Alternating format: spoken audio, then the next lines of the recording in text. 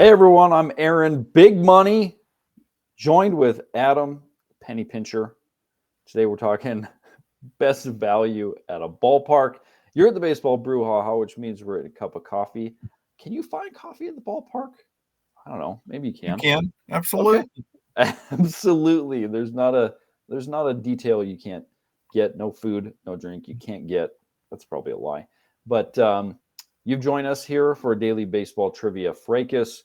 Folks, if you're just joining us, like, subscribe for more baseball trivia fun with us on the daily. Comment below. We love interacting with you. Our favorite type of questions that we get to put together are the ones that you have ideas for. If there's a quirky thing you saw in the news or just something historical, you got a favorite team that you like to talk about, drop it in the comments below. We'll have you on even, and we'll talk about trivia with you today. Adam, what do we got? We're bringing you value or not, depending on which way you look at it, which team we're going. Because you can love baseball and you can want to go to the game, but can you afford to go to the game? That's what we're talking about today. So, which team's ballpark offered the best value in 2022? And we're going to talk a little bit about how we did calculations for this, and then also talk about what we missed. Every time I hear best value, I hear in the back of my ear over here, I hear Brian Regan talking about fast food soda drinks. So you can look that up, but let's continue. Well, speaking of sodas at baseball games, they cost a lot. So the Hustle from Connected with the Athletic did a little research on what's it cost for a family to go to a baseball game. So so this chart you probably can't read, but you can go find it. It was 4 tickets, parking, 4 hot dogs, 2 beers, and 2 sodas at the game. But we wanted to go a little bit deeper than that and look at not only do you want to go, not only do you want to eat a little bit, you want to see your home team win. So we put together a little calculation that factors cost of the game and likelihood that the team is going to win. And we used home team winning percentage for this calculation. And so we came up with a little ranking. And so here are some teams that have some decent value, but which team's ballpark offered the best value in 2022? Arizona Diamondbacks, Atlanta Braves, Cleveland Guardians, or the Tampa Bay Rays? My gut feel here was to go Tampa, just because they've been good for a while. They win a lot of games, and they've had trouble drawing fans. So my guess is that their prices on tickets and such are a bit on the lower side. And so I think there's some other teams that probably fit in here, but that was sort of my gut reaction was Tampa. And my gut reaction was Cleveland for a similar reason. They've had some pretty good teams, but people don't, they're not going to Cleveland to get away. Not a big tourist destination. So and it's not one of the more expensive cities like a New York or a Boston or something like that. Yeah. So I went Cleveland. Let's see what we got. Yes. Who is giving us the best value? Aaron, welcome back to the winning column. Tampa Bay Rays. Yes. With an average cost $157.02. Home winning percentage of .630. So, but the Guardians are right there, $170.37 to go to a game with the fam. The .577 home winning percentage. So all right there in the neighborhood. All 4 of these teams were the top 4 in terms of our value calculation. Yeah.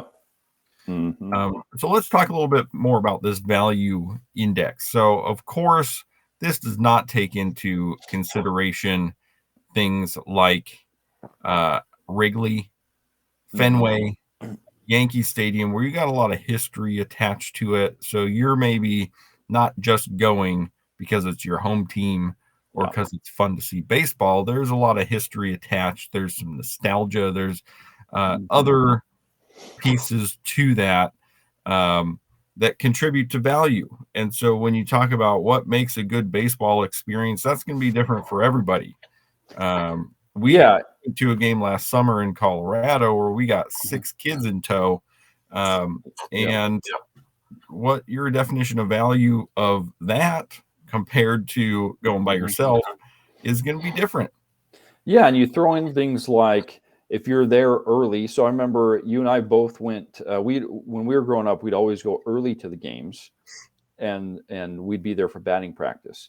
You catch a batting practice home run, dude. It doesn't care if your team gets blown out by 50 runs. Yeah, you're flying high.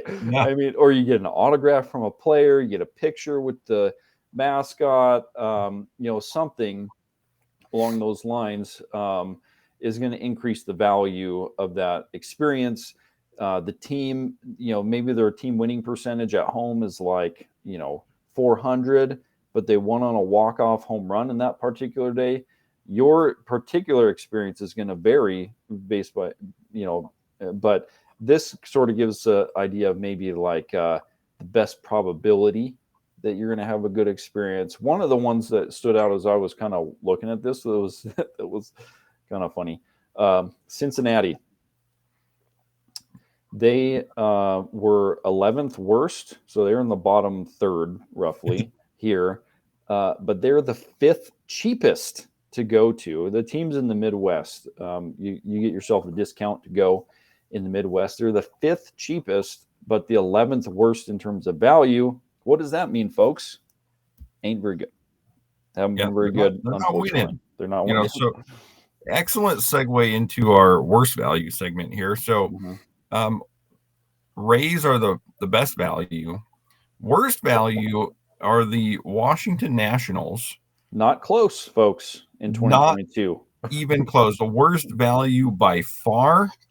Last year was a little bit of a standalone there. We're going to get to, overtime value in a minute, but Washington Nationals, $279.30 to take the fam. That's a lot. Yeah, it's a lot. Paired with only a 321 winning percentage gets you a very low value index. Yes. Yeah. Yeah, not even close. I was also thinking about Oakland. The fact that their ownership is actively running the team into the ground. In terms of just they're playing them essentially like a minor league team. This year, even last year was a little bit rough. The thing I was thinking about that's interesting though, is this is opposite in some ways. If you're a displaced fan, and let's say you're like the Cincinnati here we were just talking about. If you're a Mariners fan and you're going to watch Cincinnati play, this is big time for you. It's 5th cheapest, and your team has got a better chance to win than the home team. This is big time. This is a chance to see. It's much more fun, I will say, to be in the home park for your winning team. A lot of fun, a lot of energy, but if you're displaced, this is the way to go right here.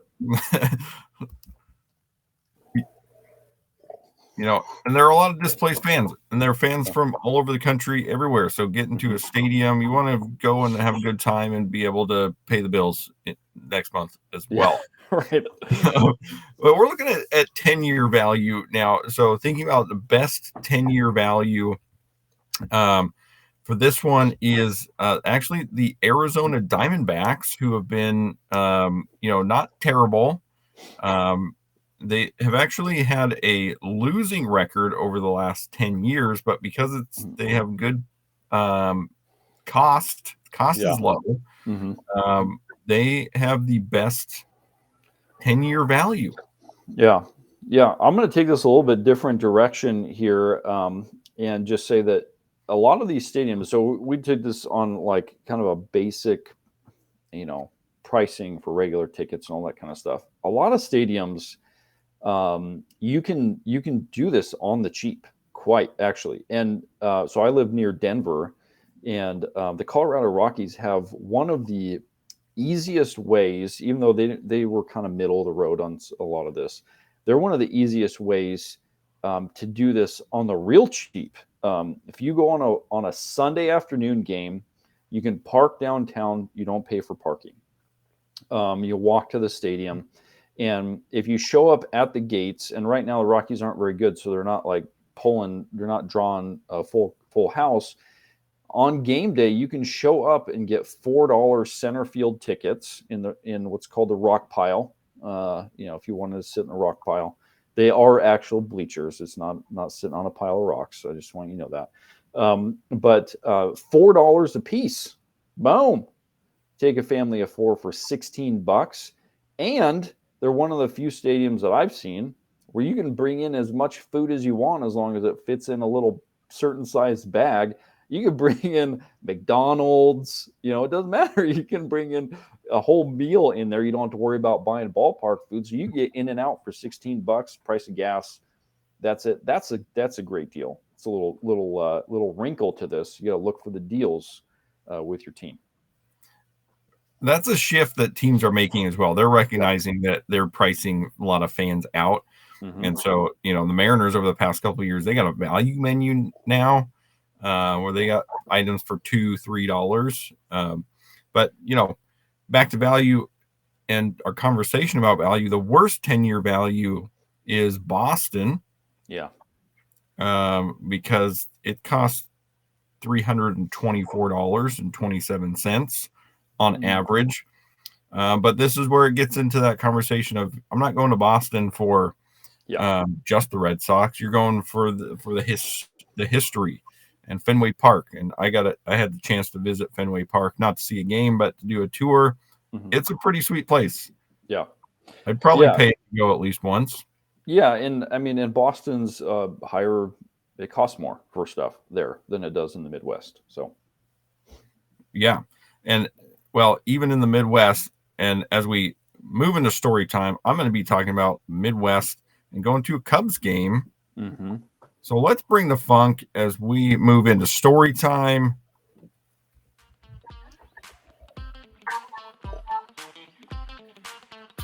Join us. Send your stories into us about going to a ballpark with good or bad value. Absolutely. My story today is about the going to Wrigley Field. What a great experience! But we tried to go on the cheap. You got the rock pile. Mm-hmm. Chicago Cubs have something that I discovered, which is called the obstructed view. Yeah. The obstructed view, and let me tell you, the Chicago Cubs. The obstructed view is an accurate view. Accurate description. Most stadiums, when they say obstructed, they mean partially obstructed. They mean something you got to do a little bit of this to see everything. No. Chicago, when you buy obstructed view, it is entirely obstructed. It's behind the bleachers. It is behind a pillar, and you're literally sitting next to the pillar. That is your seat. Your face is like in the pillar. It is. It's one of those old steel pillars sitting right there. You cannot see the game. You can't see the game. But still these tickets, they were like $30-$40 up in the upper bleachers, right field, foul area at the end of the stadium. You got the big pillar sitting right next to you. Boom, can't see a thing. Fortunately, there were some open seats available around us. We were able to move and see the game, but they did win that day, and that was a really fun part of it and a part of the value, because you want to see the win, because they celebrate a little bit differently at Wrigley. When they win, they got the big white flag with the W, and they got a song. Everybody sings the song. Yeah, we're having a great time. And that was a really fun part of the experience, and a happy memory that I have, despite sitting behind a pole. I had a great time. Yeah. My the story I was going to share was for my birthday last year. So it was I'm 40. I know, wear it well. So for my 40th, a bunch of my friends and I, we got a suite at the Rock at Coors Field, and we did the whole deal. We did catered food, we had the beer, and we did the whole thing, and that was a ton of fun to do together. Even though we paid a lot more than we go, it wasn't crazy. I think it was about $150 a head is what it kind of ended up being. So a little on the expensive side, but you get your own. If you've never done a suite before, I encourage you to do it. Like, try to do it once in your lifetime at a game. It's a really fun experience. You have your own space, you hang out with folks. We had a bunch of guys there that they weren't there. They loved going to the game, but it was more about hanging out with everybody than it was watching the game. And you have your own space to be able to do that. In the game that I went to, Rockies, Brewers, and the game actually in the first 8 innings was pretty slow for even by my standards. I like watching baseball, and it was pretty slow. And it gave us a chance to like just hang out, eat food, nachos, hot dogs, the whole thing. And then the 8th inning, the game turned. Rockies were down 5-1, came back, tied it, went into the into extra innings, and then won it on a walk-off home run in the 11th. And so for me, that type of experience was so much fun, getting to hang out with a bunch of friends, see the Rockies win on a walk-off. I'll never forget it. It makes me want to go do another suite. I'm not going to probably ever going to have the same experience in that same kind of way. But in talking about value, and there's different elements that add to value, like that was an incredible experience. It was a ton of fun. And we're going to keep trying to bring you value here at the Baseball Brewhaha. Big Money's bringing you value, and Penny Pincher is going to see what we can do. So, we flip roles a little bit on that one today here. But special thanks to Stathead, The Athletic, and MLB. If you got a burning question, you got something you want to figure out what the trivia is, comment below, find us on Twitter, and tweet at us. Like, subscribe. Join us again tomorrow. We're at it again every single day. We'll see you then.